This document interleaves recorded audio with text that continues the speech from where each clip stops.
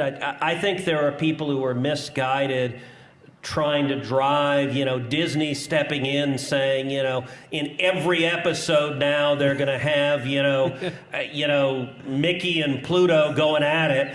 Like, really? Thank you for that image, Senator. But it's just like, come on, guys. Like these are kids, and you could always shift to Cinemax if you want that. Like, why do you have? It used to be, look, I'm a dad. Like, you used to be able to put your kids on the Disney Channel and be like, all right, something innocuous will happen. Former presidential candidate, Senator of Texas, Ted Cruz, recently was speaking at the Young America's Foundation event at Yale University. He sort of got into it about Disney coming out and being opposed to Florida's Don't Say Gay ban. He insinuated that Disney was now going to have shows where Mickey and Pluto are, quote, going at it. Obviously, this isn't true. Disney would never do that. They're very protective about the family friendliness of their product. But of course, this is Ted Cruz, so he's going to go on stage and speak publicly and spit utter untruths and lies about whomever, whenever he feels like it. But, it begs a different question, which is like, why are these dudes, Republicans specifically, so obsessed with just the acknowledgement of gay people, period? The Supreme Court ruled. I don't agree with the ruling.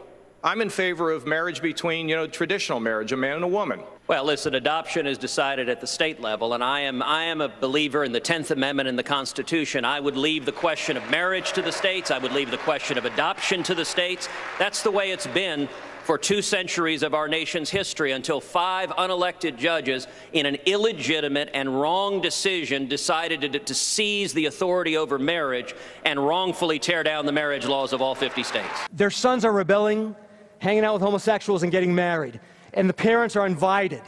What would you do if that was the case? Here's what I would do. Sackcloth and ashes at the entrance to the church, and I'd sit in cow manure, and I'd spread it all over my body. That's what I would do. It's not enough that they demonize them in their rhetoric. It's not enough that they've tried to make these people pariahs for years.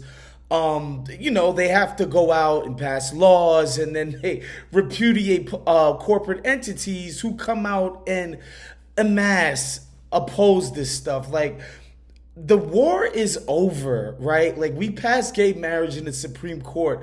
Corporate America and basically the ruling class has decided a long time ago that they weren't going to go with this anti-gay stuff. And the Republican Party, this is how you know they're so basically ideologically shiftless at the moment. Like, this idea that they would go against big business and corporate interests now just shows you that they have no unifying structure to the party.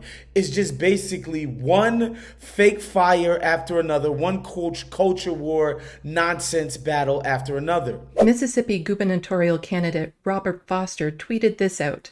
Some of y'all still want to try and find political compromise with those that want to groom our school-aged children and pretend men are women, etc. I think they need to be lined up against the wall before a firing squad and be sent to an early judgment. Why? How does the existence of people he will never meet threaten him so much he thinks we need to be shot? Twitter has since taken down this tweet because apparently calling for the murder of people goes against their terms of service. This isn't the only time he has expressed these feelings, and yet there's not enough pushback against him to make him stop or to make it socially unacceptable to say these things. We are being threatened with being murdered, and yet they're calling us the threats. The children are watching. They see this behavior from the adults around them. And I go back to that video, seeing the children wanting to make their parents proud. And I know there's a good chance that one of them or some of the children watching that video are gay. And they don't understand it now, but there will come a time in their life when they start to question their own sexuality, when they start to question their own gender. And all they will remember is how their parents looked at them in that moment. And they won't want to disappoint their parents by telling them this. They'll remember that somehow being gay or being transgender is so bad that they had to make a law so you couldn't talk about it. They'll feel like there's no one they can turn to because they might get in trouble if they acknowledge it. They're going to think that they were born wrong or that there's something fundamentally wrong with them, when it's the people who made these bills that have something very wrong with them. LGBTQ plus children already face higher rates of attempted suicide and suicide than other children. This bill, seeing adults talk about how they should be murdered, will only make it worse. Children will die because of this. I know what it's like to have thoughts of suicide. And I know what it's like to act on those thoughts. What I felt in those moments, I don't want these kids to go through the same thing. We have to keep fighting. DeSantis, Foster, unlike them, I actually care about the well-being of children. Better futures should await the next generations.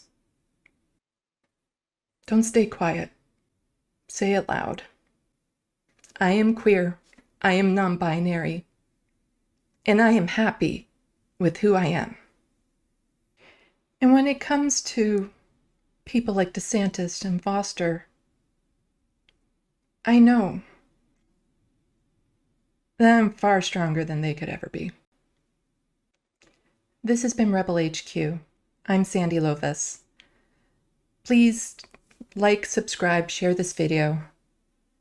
You can follow me on social media as Left of the Box. Thanks for watching, and until next time, get informed, get involved.